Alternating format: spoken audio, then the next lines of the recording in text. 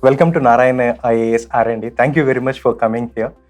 So we warmly welcome you on behalf of my team and my Vice President, sir. Sir, we would like to learn few things from you. Like most of our aspirants wanted to learn from you. Don't say lunch. You want to share a few things. Yes, sir. We would like Learning is a mutual process. Yeah. Yes. Sir, what inspired you to take police services? See, if I had to be brutally frank, I never aspired to join the Indian Police Service. My father was in the IAS, so I was always looking to get into IAS. The first year, maybe I would have made it, but then I would have got a very distant cadre. Somehow I wanted to stay back within the home cadre, so I took the exam again. Then I looked at the merit list. There was nobody above me from Andhra Pradesh at that time who would have made it to the IPS. I knew I would get my home state.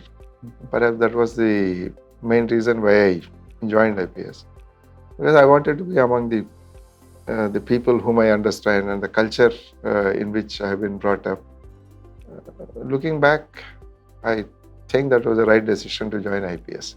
Otherwise, I was in IRTS for a couple of years before joining IPS. Okay. So, sir, as a parent now, your children are also into services. What are the kind of challenges you face as a father of, aspirant? The first thing we should remember, I have two in my family who have got into the civil services among my children. First thing we must remember is when to interact with them and what subjects and where to keep off. Like Sunil Gavaskar used to tell, yes, sir. A good batsman is one who knows which ball to play, which ball to leave. Yes, sir. A good leave also is a good game in cricket, like that.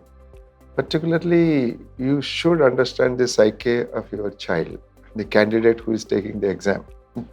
We have to mold ourselves as parents to that. Most of the times, the mistake we commit is we carry too many anxieties, Yes, sir. uncertainties in our heart. Knowingly or unknowingly, we keep on transferring it onto our children and putting more pressure on them. Already they are under tremendous pressure.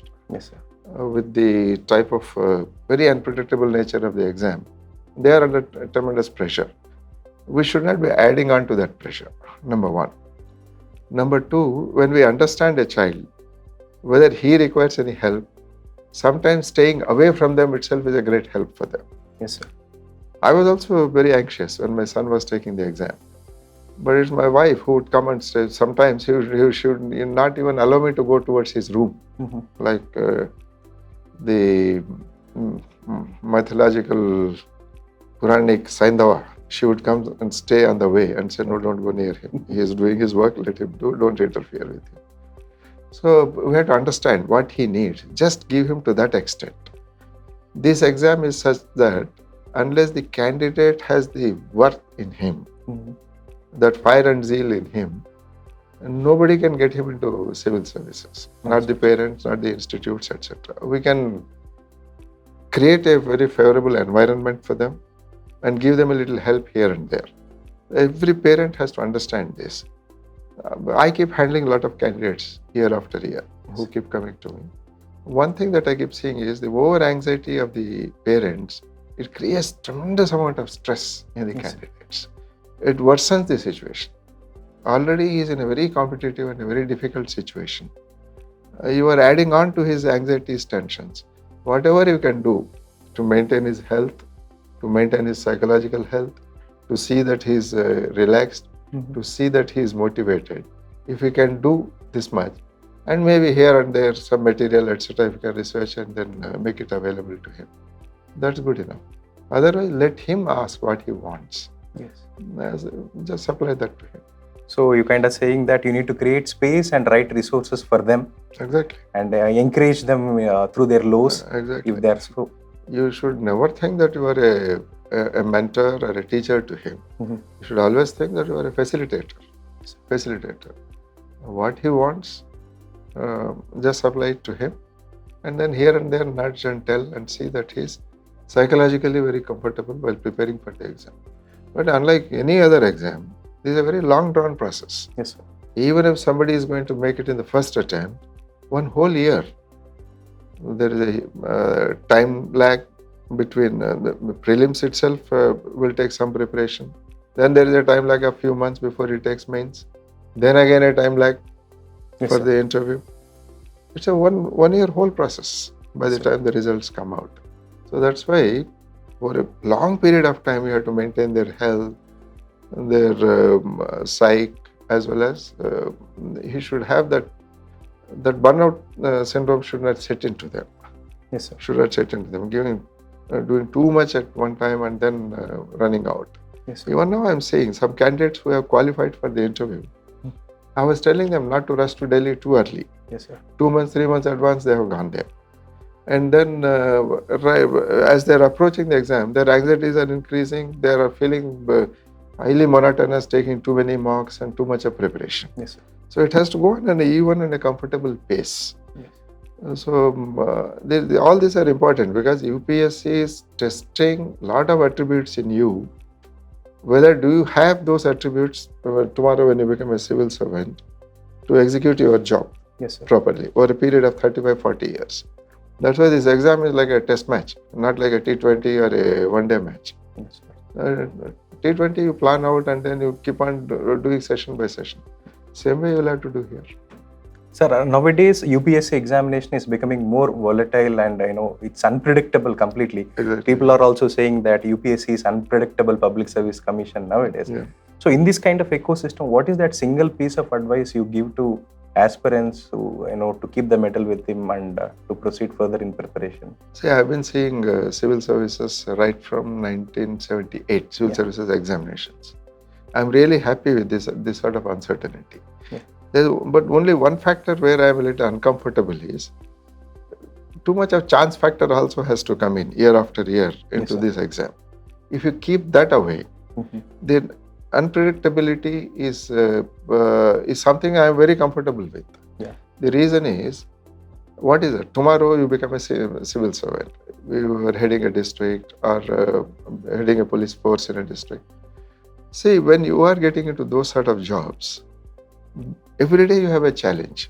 Yes, sir. Ready-made answers are not available. Yeah. You have to think, apply your training, knowledge, your intellect, and then come up with solutions to solve that particular problem. Yes, sir. Even then, there is no guarantee every time you are going to succeed by applying your decisions. But then, 8 or 9 situations out of 10, you should be able to succeed. Yes, sir. 1 or 2 times, you may fail. You are bound to fail.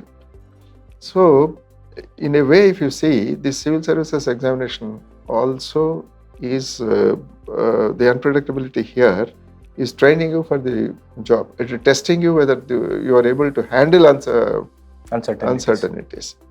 The biggest uncertainty is in the prelims itself. Exactly. Prelims itself. I can definitely tell you, even after years and years of preparation, lot of information, knowledge base, most of the candidates will not know more than 1/3 of the paper for sure that we are going to solve. The remaining 2/3 is what? Yeah. Many say it's guess work. It's not merely guess. It's a highly informed intelligence guess that you are forced to make there. Yes, sir. So what is that UPSC is testing there?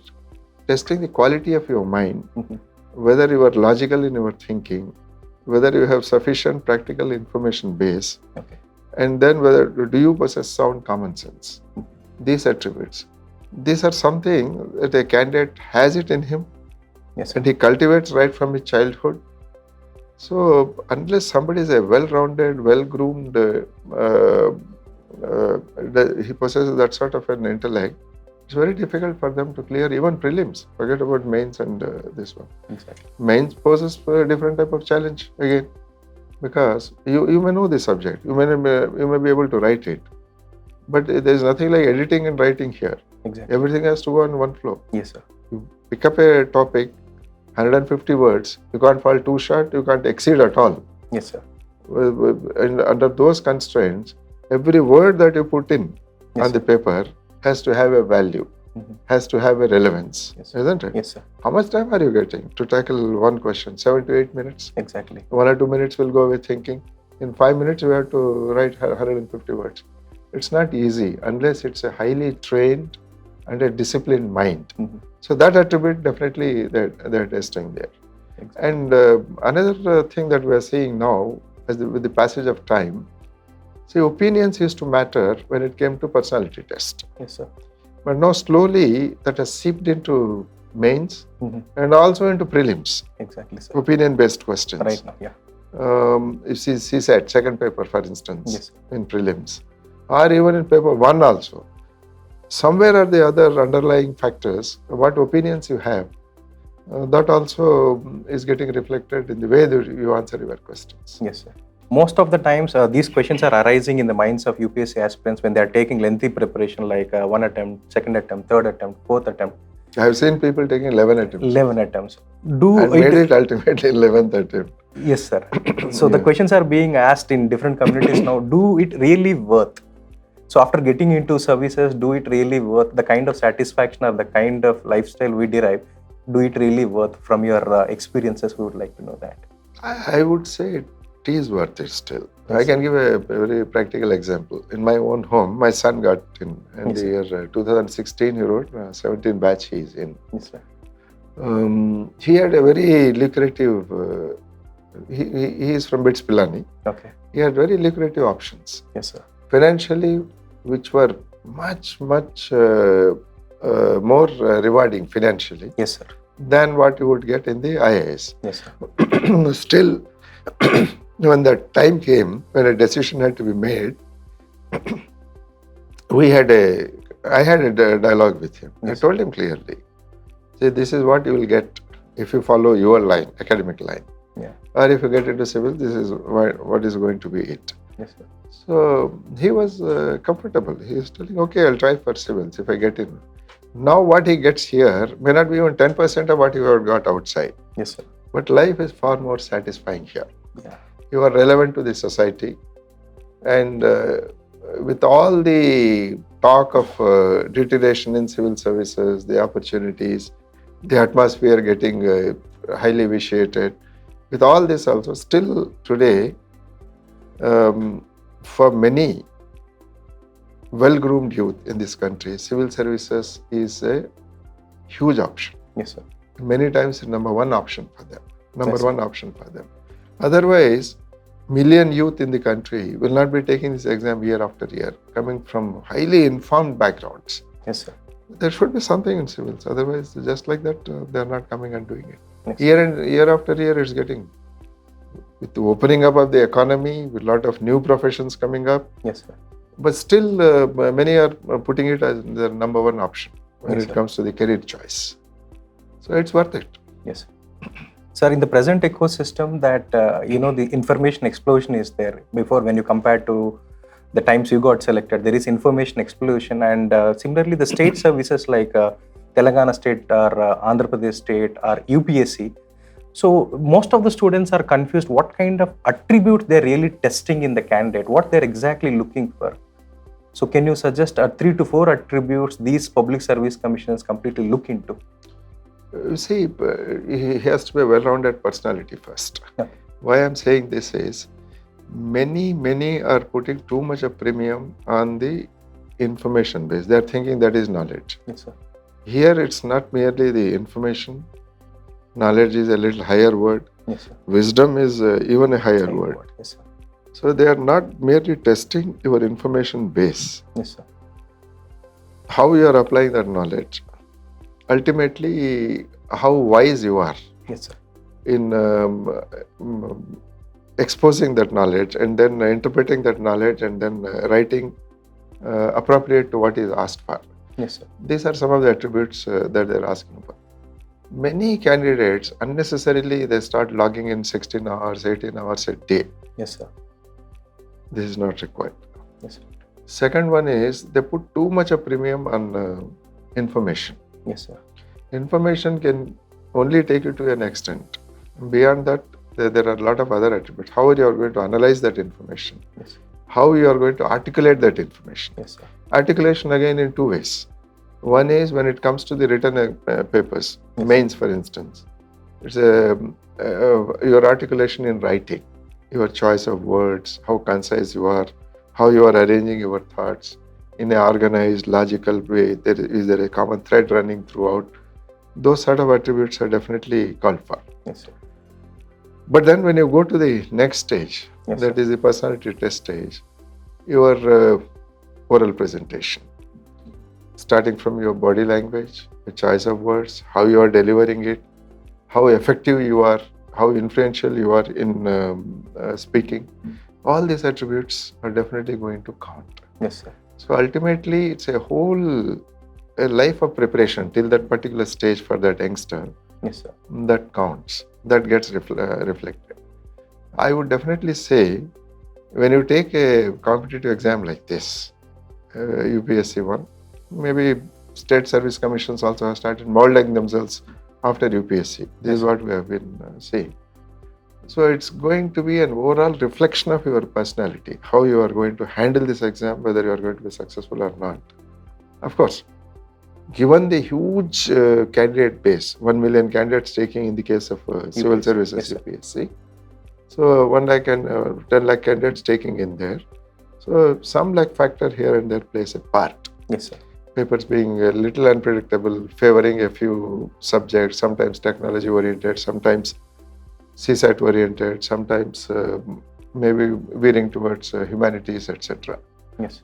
Any examination pattern that's not that much of uncertainty will definitely exist. Yes, sir. To that extent, your fortune, your luck also requires. Yes, sir. But let's not get into luck factor too much. Yes, sir. If a candidate has worth, if not in first attempt, second attempt, third attempt, somewhere he is going to make it. Exactly. Somewhere he is going to make it.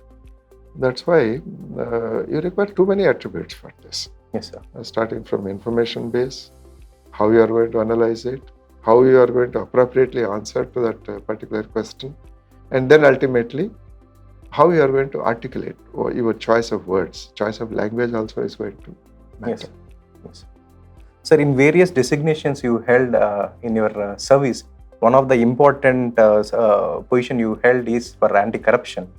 So where most of the aspirants will be interested in. What are the challenges in the present corruption scenario which we got, and what is one case which you tackled with? I'll not talk about cases because that will be a little unprofessional. Okay, sir. Because whatever I did in that particular thing. Once I have moved over, I should not be talking back. Yes. But then one thing I can definitely tell you, corruption in society, degradation of morals, etc. Yes, this concerns, is a matter of concern for all of us. Yes, sir. For all of us. On one hand, you are going to improve your governance systems, going into IT and then making it totally contactless. Money also, when it is getting transferred to a beneficiary, direct benefit transfers, DBTs. All such platforms have been built. Yes, sir. Otherwise, we have seen a time, 30, 40, 50 years back, you want to get a small certificate from a government, caste certificate, yes, sir, or nativity certificate. It used to be a huge problem. Yes, sir. Corruption used to be the thing that used to run into our minds. Yes, sir. Now, all those things have become very comfortable. Yes, Sitting sir. where you are able to access what is your right. But then you cannot say that corruption has reduced in any way. Yes, sir. Or it's going to reduce. Probably the corruption, anything to do with it, giver and taker, both of them, it has to do more with the mindset, grooming, your morals, your ethics. Yes, sir. Rather than how you improve your governance systems. Exactly. Governance systems will help, not as if they do not. They help. But as long as a candidate keeps on thinking about corruption, what is that extra thing that I'm going to get it? A person. Exactly. Whether it be this side of the table or that side of the table. Yes, sir. That side of the table, he thinks that unless somebody takes money, he is not going to do my work. Yes. This side of the table, why should I do it free for him? I can earn something extra. Exactly. This is what needs to be tackled. This has to be tackled at homes from childhood, teachers. Yes. If you ask me, the biggest deterioration has taken place there. In education sector. Yes. Yes. For example, religion. Yes. Religion has a place. Religion has two aspects to that. I'm not getting into the spiritual aspect. Yes, sir. If you see in a mundane way, the religion has a ritualistic part. Yes, sir. It has a moralistic, ethical part. Now we are emphasizing too much on ritual part and not getting into the ethical and moral content of the religion. Exactly. That's why once you understand the religion properly and follow it properly, you will not only be totally secular. Yes, sir. You will not be communal. You will be religious. You will Yes. not be communal. Like Mahatma Gandhi was. Exactly. Mahatma Gandhi, the greatest example, how a person can be deeply religious without being communal. Yes. Isn't it? Yes, sir. So those sort of morals we are not teaching the children. Exactly. In childhood. We're putting too much of premium on only an academic performance. Too Yes, much sir. of pressure there. We're not teaching them the values. Yes, sir. We're not showing them, demonstrating them the values by ourselves practicing it as parents. Exactly. We are telling them one thing, success at any cost in life, that is what is going to be the mantra for you. Exactly. So ethical, unethical parents are not concerned about it. Okay. So that's where the problem is coming. The second one is the teachers. The type of teachers we had, they would punish us, they would be very severe with us. I'm talking of 40, 50 years back. Yes, sir. Yes, sir. If we are doing something wrong, morally wrong. Today, how many teachers take up that responsibility? Exactly. Their relationship with the student is ending with academics, starting with academics, ending with academics. Yes. This is an unfortunate situation. Unless you rectify these areas, the society is not going to be comfortable. Exactly. Materialistically, you may be very well off, Yes, sir. but mentally, you are not going to be comfortable.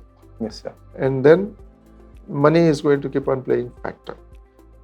And you are looking at other reasons. When you look at the public life, the type of political leaders or politicians that we had Yes, sir.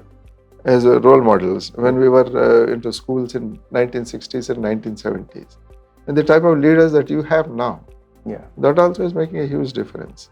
The type of amount of money that was being spent in politics, the type of lifestyles that many of them maintain, the huge amount of properties and wealth that they acquire. Yes, sir.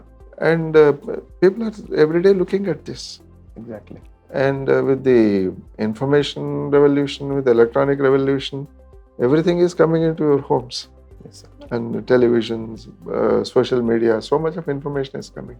How corrupt one is, and how rich, and then what is his lavish lifestyle that he has. And they are becoming the models. Exactly. I also want to be like that. I also want to be successful in life. Successful life in life means what? Only from one criteria. Whether I am financially, economically successful or not. So that's why when we talk of integrity, financial integrity is only one aspect. Intellectual integrity, moral integrity, these aspects we are not looking into that. Exactly. For this, the seeds are sown when a child is very young within the family. Parents, grandparents. Grandparents used to play a big role. Yes, sir. Now, where are the joint families? Where are the joint families? Only nuclear families. So parents can only transfer that much to them. If grandparents also are staying with them, they have an accumulated knowledge of another 40, 50 years extra. Exactly. So with that, the way they handle the children and tell them what is right, what is wrong, etc. That also is to impinge on their minds, but it's not there now. Yes, sir. So too many societal factors. So for the corruption case, the best answer you have given is that it is in the education itself. Yeah, absolutely. So even for the UPSC, you have said the same, that it is the compounding effect and accumulating effect that a student learning will have at the examination, not just 1-2 years. One thing, now all of us are concerned about drugs. Yes, sir. I was Commissioner of Police of this city. Yes, sir. When I was Commissioner of Police, we have seen a lot of drug cases in the colleges, in the universities, etc. This is something that would have been unheard of 40, 50 years back. Exactly. Teacher would take the responsibility for the overall grooming of the student. Yes, sir. If one student was indulging in copying in the class, yes, sir, the amount of punishment he used to get, the type of way that he would get debarred, something unimaginable. Yes, sir. He can't face a teacher. The teacher will not spare him. That would be one. And he would be looked upon as a black sheep even among his peer group. Other students, look, he was copying, he was start copying it. Now, no longer, no shame is attached to copying now. Yes, sir. No shame is attached. No teacher gets into this. And if drugs are coming into education institutions, what are the teachers doing? What are the managements doing? Without their knowledge, or they're just turning a blind eye to that, or limiting the teacher and the student relationship only to academics. This is what is happening. See, in our ethos, in our culture itself, you have too many things. Upadhyaya, Adhyapaka, Acharya. Yes, sir. How many grades are there? What are you wanting to be? Isn't it? Yes, sir. At some stage you have to be Upadhyaya, and some stage you have to be Adhyapaka, and some stage you have to be Acharya. Like this, different levels. Many do not understand. That's why the teachers are failing the students. The families are failing the students. And of course, the youngsters also, they have too many influences from outside, easy access to a lot of things. So it's not a right evolution of society if you see the happiness-wise, content-wise, and then cohesion-wise within the society. Sir, in this scenario, right now we are, as Narayana IAS, R&D into education. What kind of suggestions you give for our team so that we can mold better children further? What kind of suggestions you give for our team? It's a big challenge, let me tell you, because our days were different. Yes, sir. When I took the exam in 1978 for the first time. It was very, very simple at the time. And then we did not have this 3-stage exam at all. We had only straight away mains, followed by interview. Number of candidates also is very few. The type of information that is required also was limited. Yes. And exam also was mostly city-based. Yes, sir. Delhi, Hyderabad, Chennai. After Delhi, it was Chennai actually. Then Hyderabad, Calcutta. Most of the candidates, to be elitists, they come from those backgrounds and get selected. In a way, it's good now. Like Indian cricket team, we don't know from which nook and corner a player gets selected. Earlier, in test team would mean what? Only from 5 cities of India, the whole test team is to come. But now from any corner, Rinku Singh might spring up from somewhere, or Dhoni might come somewhere. So that way it is really good. The whole examination pattern has become totally democratized. Now you have to cater to different backgrounds, backgrounds in the sense not only academic, social backgrounds, economic backgrounds, etc. That's one good thing, because even a student coming from absolutely poor background, totally rural background, he can be an aspirational. Yes, I can get in. There are a lot of them who are getting in, isn't it? Yes, sir. That way the whole process has got democratized. Exactly. There's one thing that you need to understand. The second one is the emphasis on English, good speaking, etc. This used to be important those days, but not now. Because UPSC interview also is getting conducted in vernacular languages. Exactly. They are going to judge you by what opportunities you got in life, whether you have made use of them properly and then groomed yourself well, isn't it? Exactly. A candidate coming from rural background, poor background, he is going to be assessed differently when it comes to personality test. Compared to a candidate who is coming from a city-bred background or JNU, from a very privileged background, financially, economically, family-wise. So we have to understand this huge variation from that end of the spectrum to the other end, and cater to all their needs. Particularly for the personality test. In written examination, again, you have to have a grade leveler for all this. And then give them not merely the information, and you have to really set them to thinking, because analysis becomes important. And the articulation part, when it comes to the main examination, or the personality test, when it comes to oral articulation. So it's a big challenge. It's a big challenge. And then the bar is going up year after year. So you can't rest contented that this year I have done research and then given the material, etc. It's a constant, continuous process that goes on. Keep on looking at what is happening and then keep on giving them comfortable. But then while doing it, spoon feeding is not going to help. You have to involve the candidate also to that. The material that you develop, the method that you develop, have to involve the candidate also into that process. He has to think, he has to strain his mind. Yes, sir. Only when you do that, you are developing that quality of mind in him, which will help him in tackling both prelims and the mains. It's quite a challenge. This analytical mode made it more difficult examination in this country or world also, we may say. Absolutely. Now what? I was telling you at some point, the opinion-based questions. Yes, sir. Opinions only mattered when in the personality test, till recently. Yes. Now they have found their way very conveniently into mains. What do you think? Yes, sir.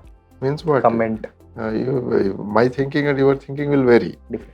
When 10 lakh candidates are writing, out of it 12,000, 13,000 have been filtered and taken into prelims, mains.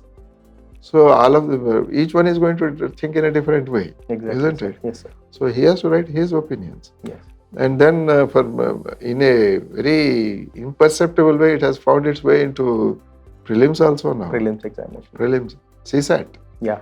You take CSAT, for example. I'm not getting into the mathematical part of it. Okay. The second, comprehension, that part of it. Even the best minds, after the examination, let them sit in the evening and drop a key. Yeah. I'm very sure that 30 to 40% their keys will not match. Exactly. Keys will not match. Yes, sir. So that's how making a candidate think, giving that, firing up their minds to think properly, logically, is all that is another thing, challenge for the R&D team. Exactly, sir. So that is the reason why we are trying to build a community, take more inputs from you people and try to shape and take up the challenges, aspirational challenges we are trying to solve them. And one last question I would like to ask, sir. Sir, who is your reference group? Who influenced a lot in your life to make your choices or to take up these opportunities? My father. Undoubtedly, my father. Okay. What happened, though my father was in the IAS, yes, sir. It's a very traditional type of setup. Mothers have a huge role in your coming up, in your character building, and then in your health, how relaxed you are, and all this type of thing.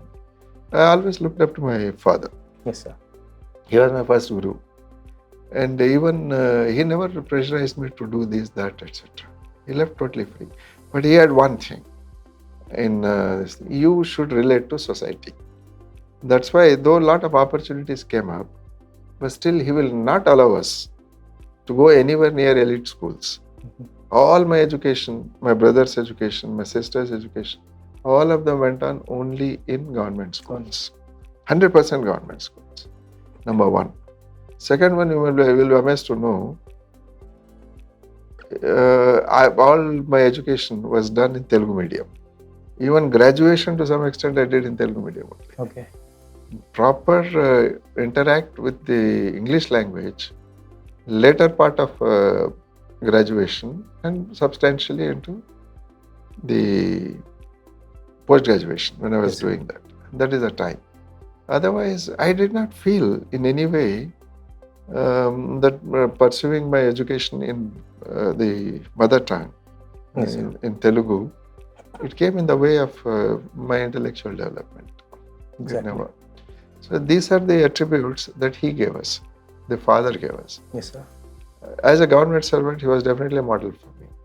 The way, the courage with which he will take decisions, the integrity with which he takes decisions, was something unimaginable. So actually, I would still remember when my father's demise happened. This happened in 2015.